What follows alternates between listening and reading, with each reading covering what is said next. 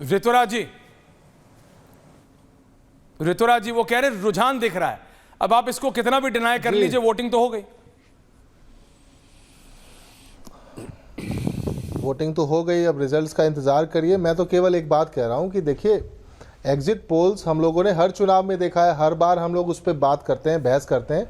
लेकिन मैं आपसे फिर एक विनम्रता से एक बात कह रहा हूं कि जिन एजेंसीज का आप नाम लेते हैं, ये लोगों को देखिए, लोगों को एक विश्वास की बात होती है, क्रेडिबिलिटी की बात होती है।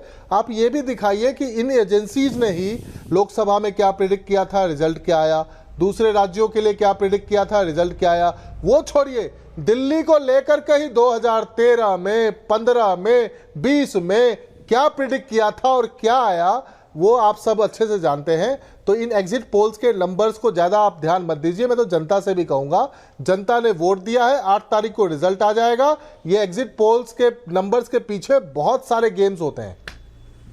नहीं, ये गेम्स की बात अलग है, लेकिन पंकज शर्मा जी को ले आया जाए, रत्नाकर त्रिपाठी जी, कांग्रेस कहां गई?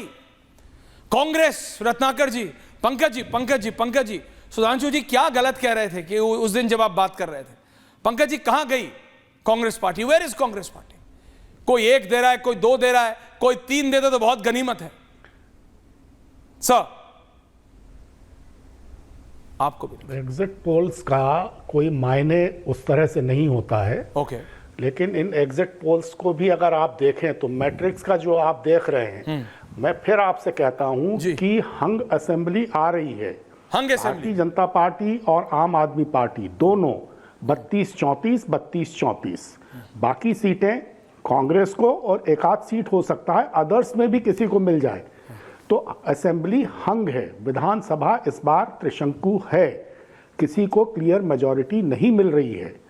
और ये जो है कि सीधे बीजेपी का वोट परसेंटेज 46 हो जाएगा, ये तो हो नहीं सकता। इसलिए नहीं हो सकता कि भारतीय जनता पार्टी का दिल्ली में विधानसभा में वोट प्रतिशत आम तौर पर शुरू से 35-36 अधिकतम 37% रहता है, उसमें इतना उछाल नहीं आ सकता है।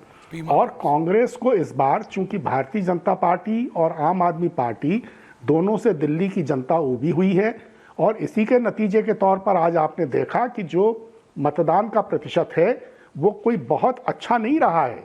दिल्ली में जिस तरह की उम्मीद इस चुनाव में की जा रही थी, उस तरह का मतदान का प्रतिशत नहीं रहा। तो ये इस ऊब का सीधे इस ऊब को परिलक्षित करता है। दोनों से चूंकि लोग उबे हुए हैं, इसलिए उसका स्वाभाविक लाभ कांग्रेस को और इक्का दुक्का कुछ और लोगों को भी मिल सकता है। सुधांशु जी, तो एक बात जो आम आदमी पार्टी कहती है, पंकज जी, पहली बार उसका, सुधांशु जी, सुबह जब आम आदमी पार्टी के नेताओं से बात हुई, ओनली 3 ऑफ अस, तो उन्होंने कहा देखो दिल्ली पुलिस वोटिंग करने नहीं जाने दे रही, बैरिकेडिंग लगा रही। 3 बजे तक बात हुई, बोले भाई अब तो बैरिकेडिंग खुल गई है। 5, साढ़े 5, 6 बजे तक बात हुई, भैया देखो महिलाएं बहुत गई हैं, देखो भैया महिलाएं बहुत गई हैं, महिलाओं ने आम आदमी पार्टी के लिए वोट करा, इसलिए हम संतुष्ट हैं। 42 से नीचे हम जाएंगे नहीं, बीजेपी कुछ भी कर ले, जनता हमारे तरफ है। 42 वो काउंट कर रहे हैं ऑन मुस्लिम वोट्स क्लियरली, चाहे ऋतुराज जी बोले ना बोले, ऑन मुस्लिम वोट्स, ऑन वो कहते हैं दिल्ली में जितने स्लम हैं, जितनी झुग्गी झोपड़ियां, उसका वोट उनको गिरेगा। और महिलाएं, वो कहते हैं ये 3 मिला लेंगे तो 38 से नीचे जाते नहीं, बीजेपी को जितना गुणा भाग करना है कर ले, 38 से नीचे किसी भाग में हम जाएंगे नहीं। सुधांशु जी, देखिए, पहली बात जो पंकज जी ने बोला वो उनकी दिल की आरजू उनकी आवाज में सुनाई पड़ी कि ये के प्रकारेण कोई हंग असेंबली आ जाए तो शायद कांग्रेस, एक कहावत जो होती है इसको शब्दशः न लिया जाए कि बिल्ली के भाग से छीका फूटा, तो फिर कांग्रेस भी उसमें कुछ अपना हाथ प्राप्त करने का प्रयास करे। परंतु एक बात महत्वपूर्ण है ऐश्वर्य जी, पिछले काफी दिनों से, जब से चुनाव की प्रक्रिया चल रही थी, जिस प्रकार की निचले स्तर की बातें आम आदमी पार्टी की तरफ से कही गई और जिस प्रकार के उन लोगों का आचरण दिखा, आज पोलिंग के दिन आप देखिए मनीष सिसोदिया जिस ढंग से सामने थे, सौरभ भारद्वाज सड़क के ऊपर आकर कह रहे थे, आपको नहीं लगता है कि कुछ उनके अंदर हड़बड़ाहट, बौखलाहट कुछ ज्यादा दिखाई पड़ रही थी? ये इस बात का प्रमाण है। अभी वो चुनाव आयोग पे आरोप लगा रहे थे, दिल्ली पुलिस पे आरोप लगा रहे थे। इसका मतलब यह है कि वो अपनी अवश्यंभावी हार की पेशबंदी अभी से करने में लगे हैं। यानी उनको लग रहा है कि वो हारने की प्रबल संभावना है और निर्णायक हार हो सकती है, तो उसका कोई ना कोई बहाना अभी से ढूंढ लें। और जो पंकज जी ने बोला, उनको लगता है कि अगर कुछ ऐसा हो जाए तो शायद कुछ हो, पर मुझे लगता है कि दिल्ली की जनता निर्णायक देती। जो उन्होंने कहा कि 8% सुपर है, कितनी मजेदार बात है कि हमारा जो लोएस्ट है वो 37-38% है। हम 34% से नीचे दिल्ली में कभी नहीं गए। और आम आदमी पार्टी कितना लोएस्ट गई है? 18%। और कांग्रेस लोकसभा में गई है पिछले विधानसभा में 4 कुछ प्रतिशत। मतलब उन पार्टियों की छलांग तो संभव है, मगर भारतीय जनता पार्टी ऊपर नहीं जा सकती। मुझे लगता है राजनीतिक विश्लेषण इतना पूर्वाग्रहग्रस्त होकर नहीं किया जाना चाहिए, थोड़ा खुले मन से ईमानदारी से विश्लेषण किया जाना चाहिए। अब चुनाव हो चुके हैं, अब मतदाताओं पे कोई प्रभाव नहीं पड़ने वाला है। जैसे लोग कहते हैं ना कि कोई ऑपरेशन होने के बाद 72 घंटे में मरीज की हालत पता लग जाएगी, तो अब 72 घंटे भी नहीं ऐश्वर्या जी, शाम का 7:15 बजा है, 8 तारीख को 1 बजे तक पिक्चर क्लियर हो जाएगी, तो अब तो 66 घंटे की बात है।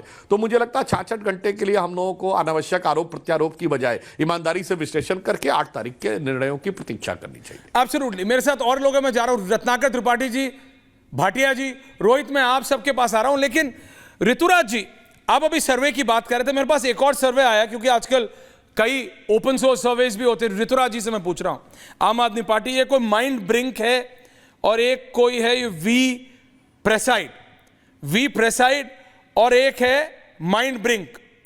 अब इसके लिए आप ऐसा नहीं बोल पाएंगे ऋतुराज जी, ये I don't know what this is, but ये भी सर्वेज हैं और इसमें आम आदमी पार्टी 47% वोट शेयर पे है और बीजेपी 42.4% पे। दूसरा दिखा रहा है कि बीजेपी 42.8% पे है, लेकिन आम आदमी पार्टी 49.2%। तो ये दो हैं जो दिखाते हैं कि आम आदमी पार्टी का पलड़ा भारी है। लेकिन एंटी इनकम्बेंसी, ऋतुराज जी कुछ भी बोलिए, कोई भी, चाहे जो आपको 10 सीट ज्यादा दिखा रहा हो या कोई आपको 10 सीट कम दिखा रहा हो, एंटी इनकम्बेंसी ऐसी चीज है जिसको आप डिनाई नहीं कर सकते। अरविंद केजरीवाल की सरकार के खिलाफ 11 साल के राज के खिलाफ एंटी इनकम्बेंसी रहा है। ये मैंने आपको 2 दिखा, ये दोनों आपकी सरकार बना रहे हैं, लेकिन तब भी एंटी इनकम्बेंसी दिखा रहे हैं।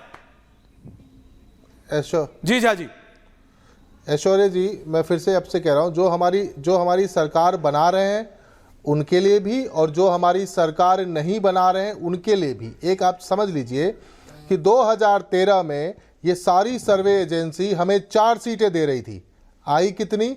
28। 2015 में ये सारी सर्वे एजेंसी हमें 45 सीट दे रही थी, आई कितनी? 67। 2020 में ये सारी सर्वे एजेंसी हमको 55 सीट दे रही थी, आई कितनी? 62। ये सारी सर्वे एजेंसी पंजाब में हमें 57 सीट दे रही थी, आई कितनी? 92। तो मेरा फिर से विनम्र निवेदन है कि ये सारी सर्वे एजेंसी लोकसभा में 412 पहुंच गए, 380 पहुंच गए, 350 से नीचे तो कोई गया ही नहीं, लेकिन आई कितनी? 240। तो हम लोग देखिए क्या होता है, आम आदमी पार्टी के वोटर साइलेंट हैं, करंट अंडर है, उस चीज को पकड़ना सर्वे के लिए आसान नहीं होता है। इसीलिए विनम्रता से कहते हैं हम सर्वे में नहीं आते हैं, हम सरकार में आते हैं, क्योंकि यही ट्रेंड रहा है। और रही बात एंटी इनकम्बेंसी की, स्वाभाविक है कि 10 साल से सरकार में जब आप होते हैं तो थोड़ी बहुत कमियां सरकार के अंदर होती है, जिससे नाराजगी भी होती है। लेकिन एंटी इनकम्बेंसी प्रो इनकम्बेंसी तब बन जाता है जब आपको भरोसा है, उम्मीद है। उम्मीद उससे होती है, भरोसा उससे होता है जो डिलीवर करता है। तो केजरीवाल जी ने डिलीवर करके दिखाया है, विपरीत परिस्थिति में करके दिखाया है, उल्टे सीधे आरोप लगा दिए, जेल खेला, कोरोना आ गया, 2-2.5 साल खराब हो गया, इसके बाद भी काम किया और जो काम नहीं कर पाए उसको मान लिया, उसके लिए माफी मांग ली और कहा कि इस बार मौका देंगे तो उस काम को भी करेंगे। इसको बोलते हैं सकारात्मक राजनीति, जो उन्होंने करने का काम किया है, इसलिए रिजल्ट भी सकारात्मक आएगा। ऐश्वर्या जी, पता लग